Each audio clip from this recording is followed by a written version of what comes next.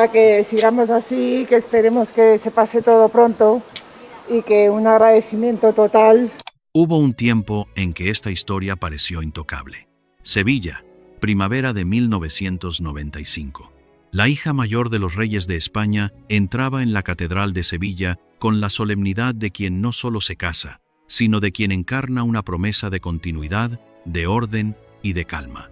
A su lado, Jaime de Marichalar, impecable, reservado, perfectamente integrado en una imagen que parecía diseñada para durar.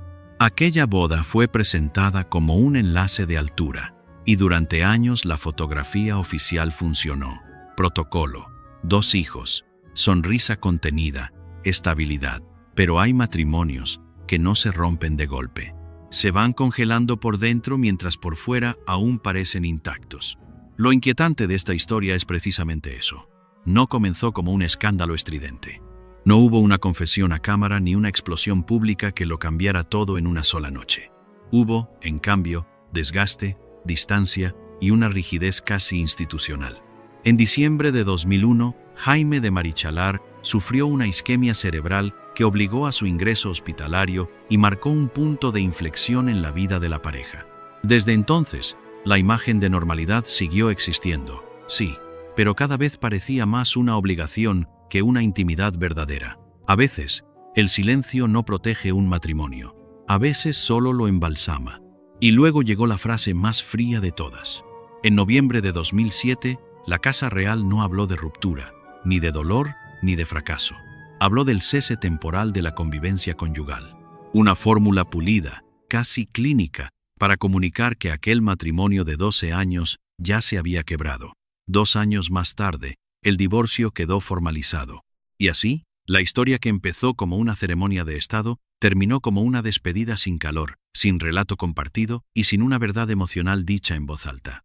¿Cómo puede apagarse de una forma tan glacial una unión que parecía bendecida por la corona, por la tradición y por la puesta en escena? Para entenderlo, hay que volver mucho más atrás, al peso de ser Elena, y al precio de amar dentro de una familia donde incluso el sufrimiento debe comportarse. No todos los daños nacen del escándalo. Algunos empiezan mucho antes, en casas impecables, en pasillos silenciosos, en familias donde nadie grita pero donde todo pesa. Elena de Borbón nació en Madrid en 1963 como la primogénita de Juan Carlos y Sofía y creció dentro de una institución donde cada gesto tenía significado. Años más tarde, la propia arquitectura de la monarquía la colocaría en una paradoja dolorosa. Era la hija mayor, pero no sería la heredera. La tradición y después la Constitución de 1978 reservaron ese lugar para su hermano varón. Hay heridas que no dejan sangre. Basta con aprender muy pronto que incluso tu sitio en la familia depende de reglas que están por encima de ti. Quizá por eso Elena siempre transmitió una mezcla extraña de firmeza y resignación. Estudió magisterio, se especializó en inglés y llegó a ejercer como profesora en el Colegio Santa María del Camino, en una rutina que, vista desde fuera, parecía casi normal. También amplió su formación en educación y pasó por París, una ciudad que acabaría siendo decisiva en su vida. Pero incluso en esa aparente normalidad había una frontera invisible. No era una mujer libre construyéndose a sí misma del todo, sino una infanta aprendiendo a moverse entre deber, discreción y representación. Mientras otras personas descubren quiénes son, alguien como Elena aprende primero qué debe parecer. Jaime de Marichalar venía de otro tipo de jaula, más elegante y menos visible. Procedía de una familia de la aristocracia española y antes de convertirse en un rostro conocido, ya llevaba una vida marcada por el linaje, la formación cosmopolita y la banca internacional. París también fue su escenario.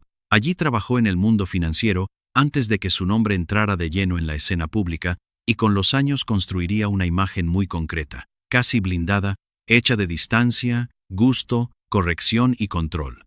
En Jaime no había el ruido del escándalo fácil. Había algo más difícil de leer. Esa frialdad sofisticada que puede fascinar desde lejos, pero también volver impenetrable a una persona. Y ahí está, quizá, la raíz más profunda de esta historia. No era la unión de 2 mundos opuestos. era la unión de dos personas educadas para contenerse. Ella, moldeada por la corona, por la lealtad y por la idea de aguantar. Él, formado en la reserva social, en la estética y en el autocontrol. Dos biografías distintas, sí, pero con una misma enseñanza de fondo. Sentir menos en público, mostrar menos, hablar menos. Y cuando el amor nace entre dos silencios tan bien vestidos, puede parecer perfecto durante años, hasta que un día uno descubre que debajo de tanta elegancia no había paz, solo distancia. Y entonces, lo que parecía un cuento real empieza a parecer otra cosa, una historia de hielo. Hay personas nacidas para construir una carrera, y hay otras nacidas para sostener una imagen. Elena no tuvo que conquistar la fama. La fama la esperaba desde la cuna, inmóvil, pesada, casi hereditaria. Su vida pública no se pareció nunca a la de una celebridad moderna. No había escándalos juveniles, ni declaraciones incendiarias, ni una personalidad fabricada para vender portadas. Lo suyo era otra cosa: representar, estar, sonreír cuando tocaba, callar cuando convenía. Durante años, gran parte del país la vio como la hija más disciplinada de los reyes, la más fiel a la corona, la más cómoda dentro de ese lenguaje antiguo de caballos, campo, toros, solemnidad y deber. Parecía hecha para durar, porque estaba hecha, precisamente, para resistir. Ese fue su primer gran triunfo, y también su primera condena. Elena aprendió a ser querida no por deslumbrar, sino por no romper nada. En una familia donde casi todo tenía valor simbólico, ella ofrecía continuidad. No era la hermana más moderna, ni la figura más mediática, pero proyectaba una seriedad que tranquilizaba a un sector muy concreto de España. La España que todavía confiaba en las formas, en la contención, en la idea de que la dignidad también consiste en no explicarse demasiado. Con el tiempo, además, su vida se fue llenando de trabajo social y compromiso institucional.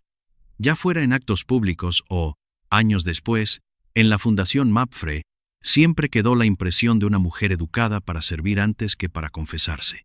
Y, sin embargo, ese tipo de fortaleza suele tener un coste silencioso. Quien se pasa la vida siendo soporte para los demás, acaba sin permiso para derrumbarse. Mientras tanto, Jaime de Marichalar parecía venir de otro mundo, aunque en realidad era hijo del mismo mecanismo, el de las apariencias impecables. Formado en un ambiente aristocrático, con estudios orientados a la economía y una carrera vinculada a la banca en París, poseía algo que fascinaba a la prensa y desconcertaba a media España: la capacidad de parecer distante sin pedir disculpas. No necesitaba hablar mucho para hacerse notar. Su elegancia afrancesada, su gusto por el lujo discreto y su manera de moverse entre despachos, nombres ilustres y códigos sociales muy cerrados le daban un aire casi literario, como si hubiera salido de una novela donde nadie levanta la voz pero todos juzgan. Antes de convertirse en personaje público, ya vivía en ese universo de refinamiento, finanzas y control. Y cuando su nombre empezó a circular en serio, no se le percibió como a un hombre cálido, sino como a un hombre sofisticado. A veces, en ciertos círculos, eso pesa más. El problema de los brillos prestados es que iluminan mucho por fuera y muy poco por dentro. Elena cargaba con la obediencia, Jaime, con la corrección. Ella representaba la estabilidad de una institución. Él, el encanto frío de una élite que parecía no ensuciarse nunca. Juntos, incluso antes de ser pareja, ya pertenecían a un mismo decorado, el de las personas educadas para ocultar la grieta, para vestir el malestar, para convertir la incomodidad en estilo. Desde lejos, todo eso resultaba seductor. De cerca podía ser asfixiante, porque no hay nada más peligroso que una vida donde la estética empieza a importar más que la verdad emocional. Y fue entonces, justo cuando Elena parecía cumplir a la perfección el papel que otros habían escrito para ella, cuando apareció alguien que venía de París, del dinero antiguo, de la elegancia contenida y del silencio socialmente premiado. No entró en su vida con estruendo. Entró como entran algunas tragedias en las familias bien educadas, con modales perfectos. No llegó a la vida de Elena como llegan los grandes escándalos, con ruido. Llegó como llegan ciertas historias en las familias acostumbradas a medirlo todo, despacio, con educación, con viajes, con conversaciones largas y con la sensación de que, por fin, alguien sabía estar a la altura del decorado. Se habían conocido en París en 1987 en un curso de literatura francesa. Después volvieron a coincidir en la primavera de 1989 en un viaje con amigos a la India, Nepal y Bután. A partir de ahí, los encuentros se fueron repitiendo. La hípica también ayudó. Elena viajaba a menudo a las afueras de París para montar, y Jaime, que llevaba años instalado en la capital francesa, se convirtió muchas veces en anfitrión, acompañante, presencia disponible. No fue un flechazo de novela.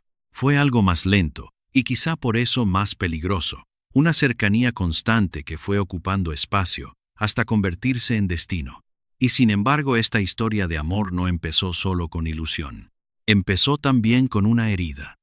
Antes de comprometerse con Jaime, Elena había vivido una relación discreta con el jinete Luis Astolfi, pero aquello no prosperó, porque él no se vio capaz de asumir la exposición pública que implicaba amar a la hija mayor de los reyes de España. Ese rechazo dejó una marca íntima y silenciosa.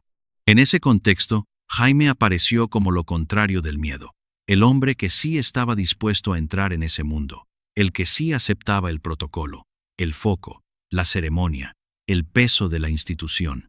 Años después, al anunciarse el compromiso, la propia Elena admitiría que él no ha parado hasta convencerme. La frase parece romántica si se escucha deprisa. Si se escucha despacio, suena también a insistencia, a perseverancia, a una voluntad muy firme de llegar hasta el centro de la vida de una mujer que llevaba demasiado tiempo aprendiendo a ceder. Por fuera, todo encajaba. Jaime aportaba apellido, formación, cosmopolitismo, modales y ese barniz parisino que fascinaba a la prensa. Elena aportaba legitimidad, estabilidad, el aura de una infanta que nunca había sido una figura escandalosa. En noviembre de 1994, la zarzuela anunció el compromiso. En marzo de 1995, la boda en la Catedral de Sevilla reunió a 1.300 invitados y a representantes de 33 casas reales. Era la primera gran boda real celebrada en España en casi un siglo. Todo parecía demasiado importante como para salir mal. O quizá precisamente por eso estaba condenado a ser vivido con más solemnidad que libertad. Los primeros años dieron al país exactamente la imagen que esperaba. Hubo tranquilidad. Nacieron 2 hijos y la pareja vivió durante un tiempo en París con una discreción relativa antes de regresar a Madrid en 1998. Pero en ese aparente cuento de orden empezaron a crecer las grietas más difíciles de contar, porque no eran escandalosas, eran de estilo, de ritmo, de temperatura emocional.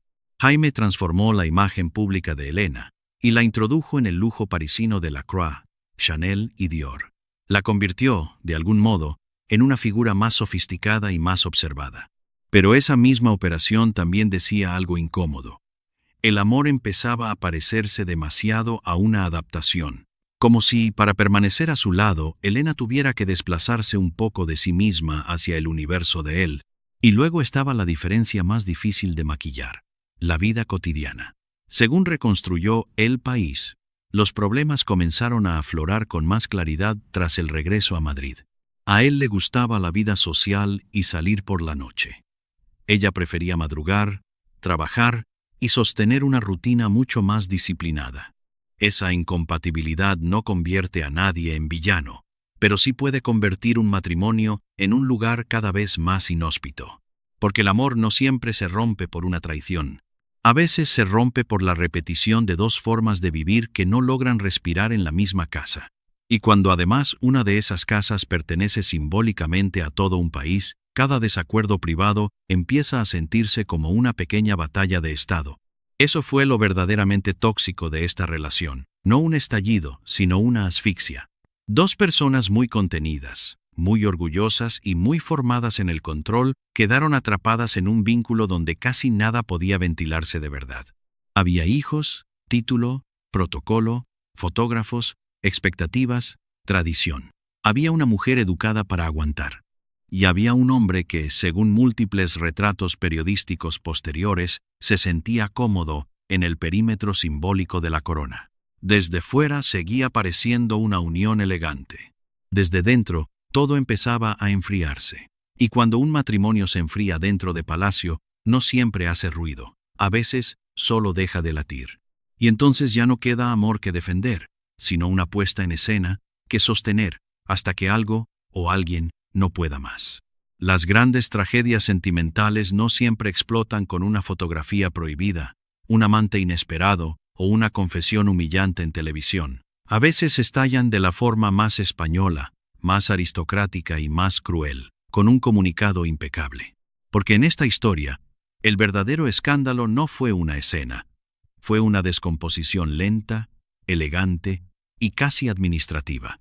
Los primeros rumores serios sobre una crisis empezaron a circular en 2001, justo el mismo año en que Jaime de Marichalar sufrió una isquemia cerebral mientras hacía deporte en un gimnasio. Después, la pareja viajó a Nueva York para facilitar su rehabilitación. Desde fuera, aquello pudo verse como una prueba superada, como uno de esos golpes que unen a un matrimonio. Pero el tiempo contó otra cosa.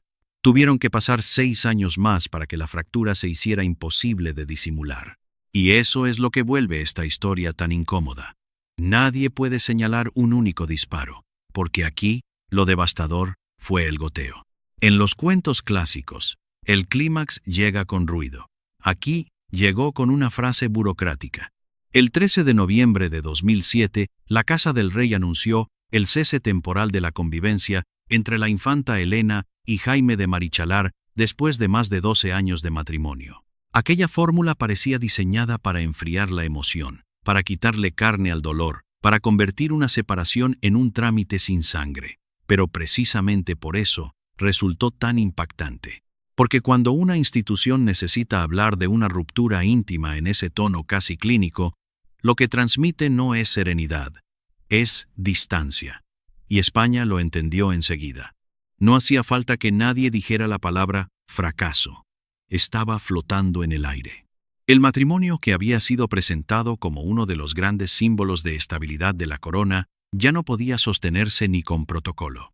Y lo más doloroso es que el final, cuando por fin llegó, ya había empezado antes. Según reconstruyó Vanitatis, una semana antes de aquel comunicado, Elena ya se había marchado del domicilio conyugal con sus hijos rumbo a la Zarzuela, donde la reina Sofía era plenamente consciente de que no había marcha atrás. Esa imagen lo cambia todo. No una discusión pública, no un portazo delante de las cámaras, sino una salida apresurada y silenciosa, como quien abandona una casa que ya no puede habitar emocionalmente. Ahí está el verdadero centro dramático de esta historia. Una infanta educada para aguantar, para representar, para no desbordarse, terminando por retirarse en silencio con sus hijos. No es un escándalo de ruido, es un escándalo de temperatura. El momento en que un hogar deja de ser hogar y solo queda la estructura. La prensa, por supuesto, llenó el vacío de palabras con especulaciones. Y cuando la verdad completa no se ofrece, el ecosistema mediático fabrica versiones. En septiembre de 2008, la revista Época publicó en portada que uno de los motivos que habrían arruinado el matrimonio eran supuestos malos hábitos de Marichalar. Él respondió emprendiendo acciones judiciales contra el medio. Ese detalle es importante no por el morbo, sino porque revela el clima de aquellos meses. La ruptura ya no pertenecía solo a la pareja ni a la casa real. También pertenecía a una batalla de relatos, rumores y reputaciones. Cada titular intentaba explicar lo que el comunicado había dejado deliberadamente borroso, y cuanto más elegante fue el lenguaje oficial, más agresiva se volvió la imaginación pública. Porque el silencio institucional rara vez apaga un escándalo. Normalmente lo convierte en un territorio perfecto para la sospecha. Mientras tanto, el coste humano de todo aquello quedaba oculto tras los modales. Elena no era una estrella del corazón entrenada para monetizar su dolor. Era una mujer de la familia real, madre de 2 hijos, formada desde niña para no convertir su intimidad en espectáculo. Jaime tampoco se prestó nunca a una exposición sentimental desordenada. Y sin embargo, precisamente esa contención agravó la sensación de tragedia, porque el país no asistía a una ruptura ruidosa, sino a algo que parecía todavía más triste, la demolición discreta de una vida compartida. El matrimonio que había inaugurado una postal de esplendor, la boda de Sevilla de 1995, el primer gran enlace real celebrado en España en casi 90 años, acababa convertido en una coexistencia imposible, en una historia sostenida demasiado tiempo por la obligación de aparentar que aún había algo que salvar. La ratificación definitiva de la ruptura llegó el 15 de diciembre de 2009, y el divorcio de mutuo acuerdo quedó oficializado el 21 de enero de 2010. Con ese paso, Jaime de Marichalar perdió la validez de su tratamiento de excelencia y su condición como miembro de la Casa Real Española. Es un detalle protocolario, sí, pero también profundamente simbólico, porque demuestra que el final no fue solo sentimental, fue institucional. No se rompió únicamente un matrimonio. Se desactivó una posición, una escenografía, una pieza del relato monárquico de los 90. Lo que durante años había parecido una unión sólida, acabó convertido en un expediente guardado bajo especial discreción judicial y en una separación que, incluso cerrada legalmente, dejó una huella pública larguísima. A veces el verdadero escándalo no consiste en quién se va, sino en todo lo que deja de encajar cuando por fin se va. Y quizá esa sea la pregunta que hace esta historia tan poderosa para una audiencia adulta. ¿En qué momento exacto se supo que ya no había amor y por qué nadie pudo o quiso detener la caída antes de que se volviera irreversible? Porque aquí no hubo un villano sencillo, ni una escena final rotunda. Hubo una pareja atrapada entre deber, imagen, orgullo, enfermedad, hábitos incompatibles y una institución que parecía saber hablar mejor de continuidad que de dolor. Hubo 2 hijos en medio. Hubo una madre que se marchó en silencio. Hubo un país entero mirando una frase helada e intentando traducirla a un lenguaje humano. Y hubo, sobre todo, una verdad devastadora, que incluso dentro de Palacio se puede vivir una soledad matrimonial tan profunda que el final, cuando al fin se anuncia, ya no suena a sorpresa, sino a alivio tardío.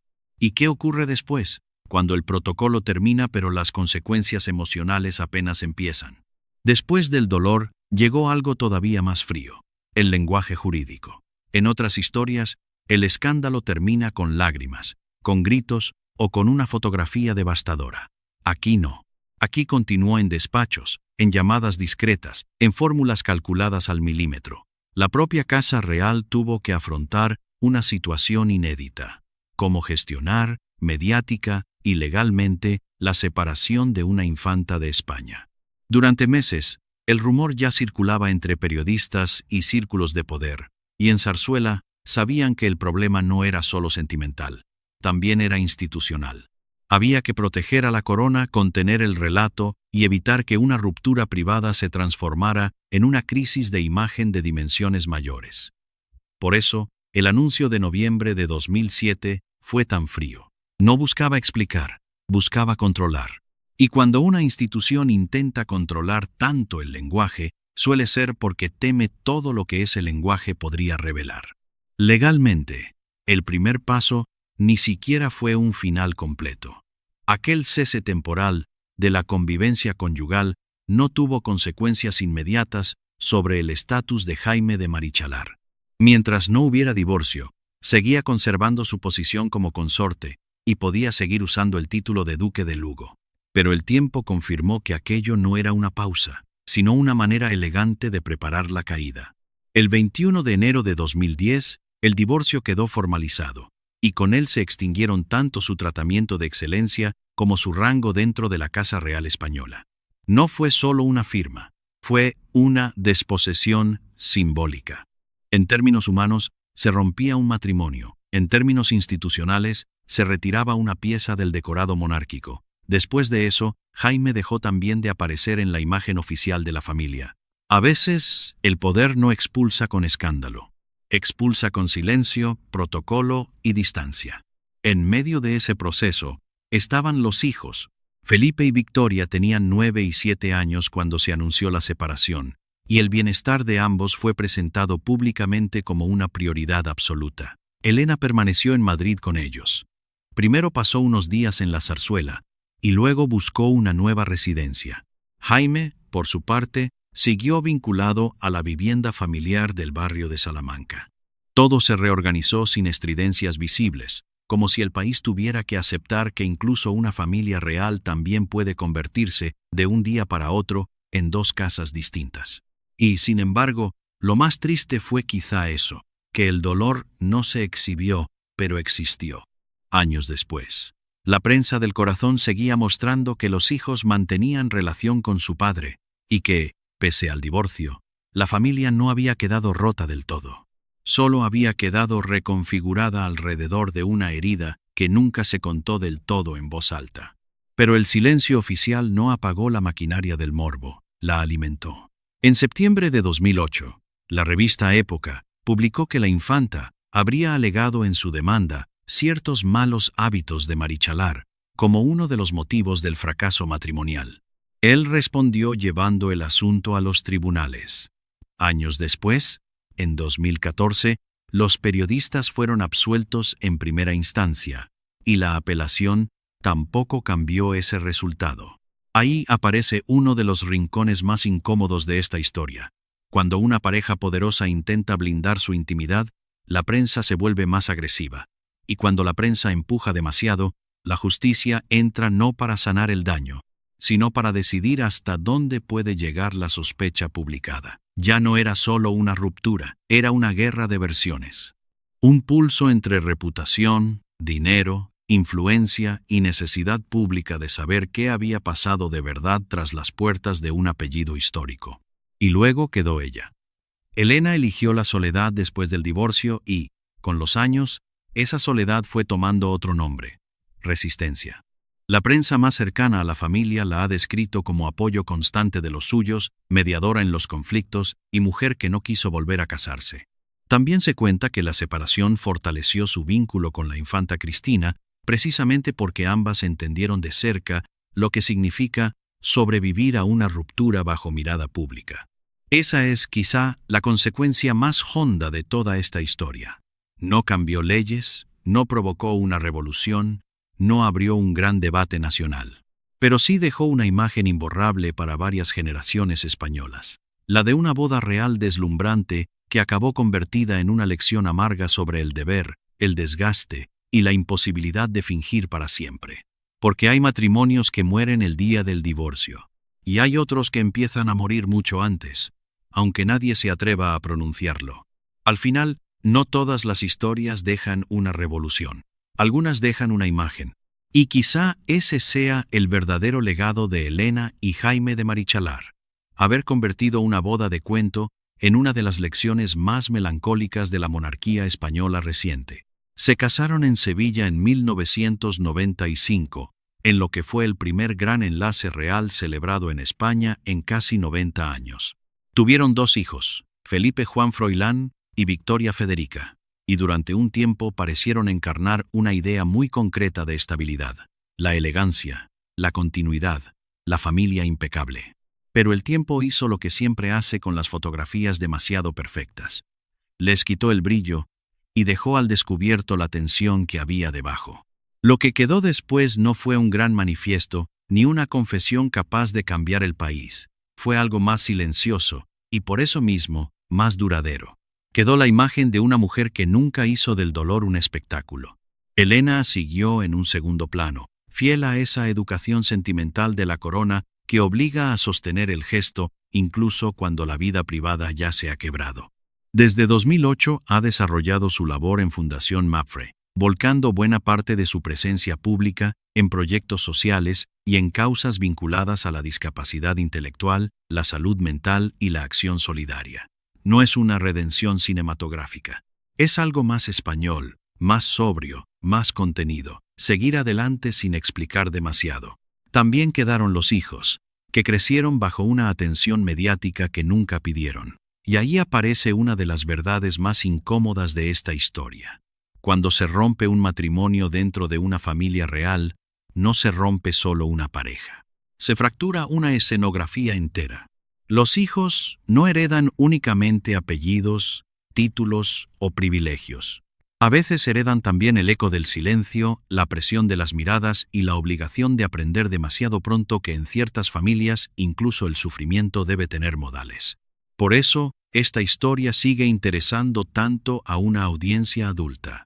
No porque ofrezca un villano fácil, no porque tenga una gran escena final, sino porque habla de algo reconocible y profundamente humano: el desgaste, la lenta erosión de dos personas que un día representaron un ideal y que, sin embargo, no pudieron salvar lo más íntimo.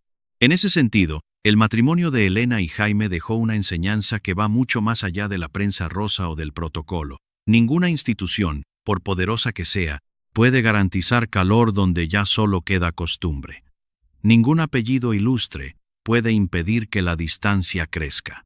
Y ningún palacio, por grande que sea, consigue proteger del todo a quien se siente solo dentro de su propia vida.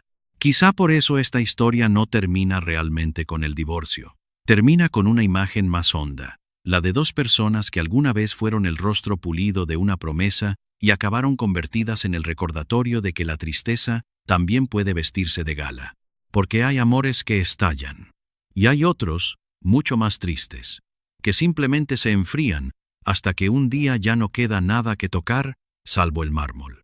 Si esta historia te ha conmovido, suscríbete al canal, deja tu opinión en los comentarios y activa la campana. Porque a veces, detrás de las familias más admiradas, se esconden las heridas más silenciosas,